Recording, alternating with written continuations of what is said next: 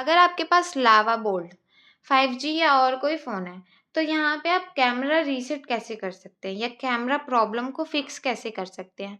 आप जब भी अपनी फ़ोटो क्लिक करते हैं तो यहाँ पे फ्लिकरिंग का ऑप्शन आता है या आपकी फ़ोटो बहुत लेट, जैसे आपने यहाँ पे पहले फ़ोटो क्लिक की बट लेट फ़ोटो क्लिक होती है। तो उस सिचुएशन में आपको यहाँ पे क्या करना है, तो उसके लिए आपको यहाँ पे एरो का ऑप्शन दिखता है। यहाँ पे आप देख सकते हैं एसडीआर का ऑप्शन मेरा इनेबल है, एआई का ऑप्शन भी, तो ये सारे हट जाएँगे। जितनी भी मैंने सेटिंग्स करी होंगी यहाँ पे कैमरे में, वो सारे ऑफ हो जाएँगे। तो आपको यहाँ पे एरो पे क्लिक करके कस्टम पे जाना है एंड रीसेट का ऑप्शन आपको यहाँ से दिख जाता है। इसको क्लिक करेंगे एंड ओके का ऑप्शन आता है। यहाँ पे आपका देख सकते हैं कैमरा डिफ़ॉल्ट सेटिंग जितनी भी करी होंगी वो सारी यहाँ पे रीसेट हो जाएँगी। ओके पे क्लिक कर देंगे।